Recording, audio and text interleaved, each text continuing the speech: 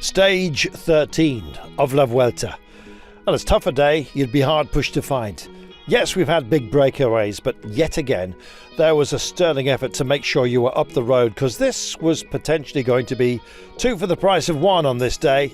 A GC battle raging behind a high-quality breakaway, with the terrain absolutely begging those to go up the road. Well, we cut the cordons and got ourselves off and underway with a little bit of dampness, but it did not indeed cool down the proceedings. It was white hot from the very start. Destination Puerto de Ancares, but just look at the altimetry. Climbing again out of the back door. Kellerais climbs up for grabs, an intermediate sprint, but the big kicker at the end to Ancares itself, with ramps of 15 and 18%, was to be feared. Well, Wout van Aert was amongst the first movers. Marc Soler, evergreen breakaway rider, also up the road, and the gap started to increase to become a very, very large one. The green jersey was up front, and the men with the green sleeves, Decathlon AG Tour La Mondiale, looking after Ben O'Connor, were doing much of the duty. Well, that burden was taken over by, indeed, Movistar a little bit later on. But as our breakaway sailed up the road, all 23 of them, Campenaerts was yet again instilled. Early mountains points went to Wout van Aert, who shared the mountains lead at the beginning of the day with, indeed, Adam Yates.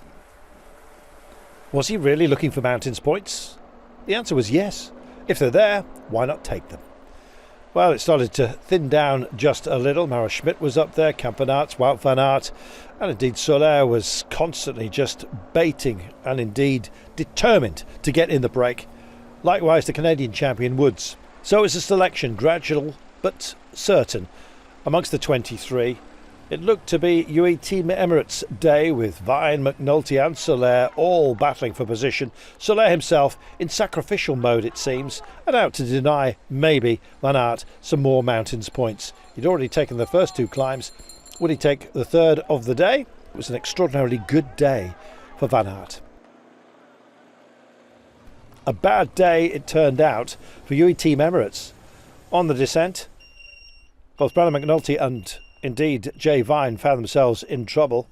Vine less injured, Brandon McNulty very lucky to have gone between the uprights on the barriers. Cut, but indeed still remounted and finished the day. Movistar were doing the chasing at this point, called for by Mas the pace. Would he put any of the main rivals for the GC to the sword? That was one battle. This one was raging up front. Now it was the turn of Schmidt to impose himself. The Swiss champion rolled off, joined, of course, by the Canadian champion. Woods is 37 years of age, turns 38 in October, and he sailed up this mountain like he absolutely owned it. Not many riders had done a recon of the course, but they still imposed themselves and dug very, very deep. None deeper than Woods, who was heading for an incredible victory, making it indeed 3 Vuelta wins to his name. But further down the mountain there was a GC battle raging, and suddenly Movistar found themselves with no resources left, save for Mas himself, who was on the back wheel of Primož Roglic, whose team Red Bull slung him up the mountain. Sepp Kuss tried to stay with it, and away they went. As they pedalled on, and Woods was finishing the job he'd set himself to do in brilliant fashion. All credit to the man with the rather groovy maple leaf upon his breast. The Canadian champion, absolutely delighted and totally exhausted.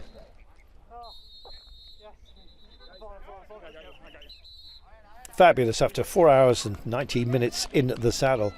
Meanwhile, Mas, having burned down his entire team, would he get fried himself? Same question we were answering about Ben O'Connor.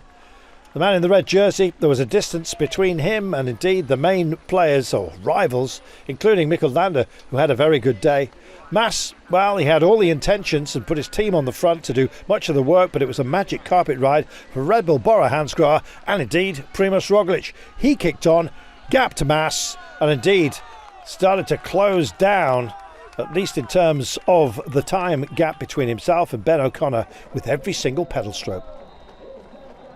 Coming home along with Dylan Teuns, who'd been in the original breakaway, suddenly the clock was counting behind Roglic. What would be the gap?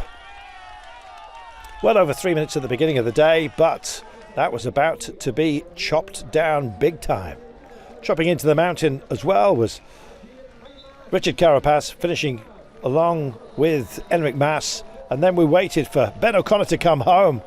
Still in red at the end of the day, and a credit to him. Phenomenal riding by our leader. Well, he asked what the time gap was. He was told 1 minute and 55. But that means he still has an overall lead of 1 minute and 21. As for our stage winner Woods, delight. And for all neutrals as well. Super athlete. Joy unbridled.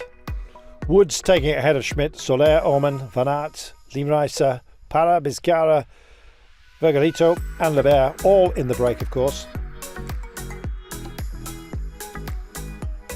Big smile from the Canadian. And huge applause as well for Wout van Aert. What an animator. Mountain jersey is his. Now nearest rival to him, Jay Vine on 23.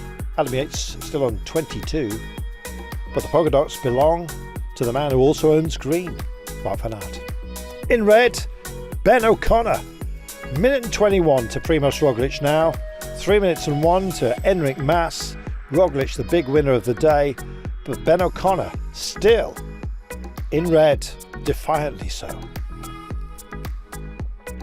So what of tomorrow? Stage 14, Villablino. It's a downhill run for home. That may well indeed offer up something to a breakaway, and the gaps shouldn't be too big amongst the GC, but entertainment is absolutely guaranteed. You know where to find it. It's right here.